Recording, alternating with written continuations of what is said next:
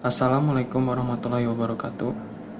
My name is Aldo Onodian Sirait, and I'm from Group 11 that consists with me and Alvin. Today I will present to you our presentation about principle of teaching grammar and principle of teaching vocabulary. As you can see from the PPT, extra care or attention to grammatical form is not only helpful, but also essential to the speed of learning process. Put extra attention on what is the optimal time to teach grammar, and what degree of overt attention be given in the instruction.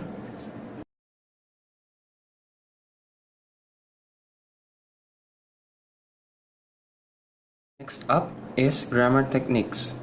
We could use these techniques to teach grammar. The first one is charts, objects, maps, and drawing.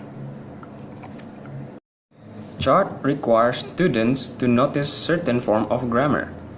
Frequency, adverb are the focus. Second one is dialogues and conversation. Dialogue and conversation provides models for learners to practice for beginners. The third one is input enhancement.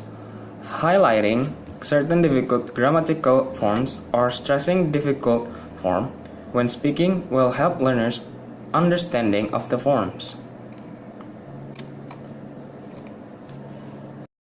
The fourth one is input flood. Another technique is to present text that has three structure targets that appears frequently or repeatedly and is therefore more noteworthy. The fifth one is input processing. It is important that the text used is reasonably natural and the learners could make necessary connection between form and function. The last one, or the sixth one, is distoglos. Distoglos is a task-based procedure that designed to help learners internalize certain grammatical elements that are built in the text. The next one is teaching vocabulary.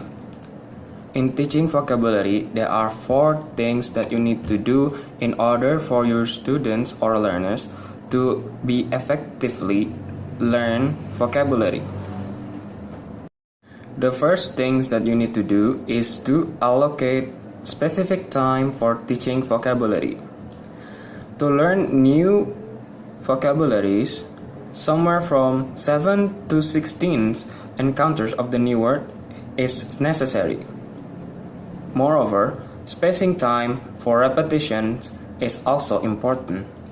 Spreading 20 minutes across a few days is a lot more efficient than doing 20 minutes all at once.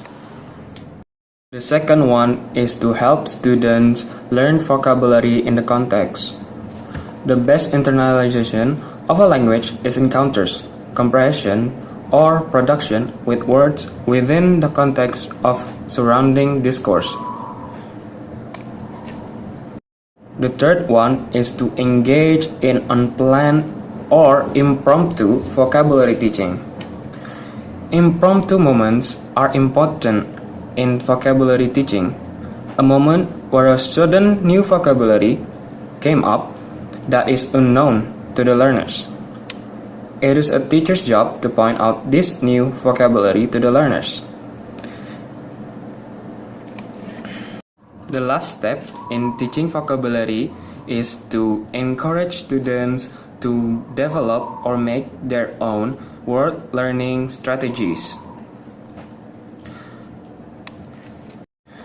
In a classroom, there is only a small fraction of the word list that could be covered. Effective strategies is needed for learners to study new vocabulary.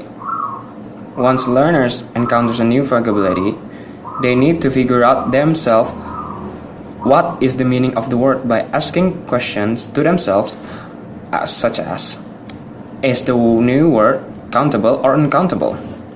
Is the new word have a particular preposition that follows it?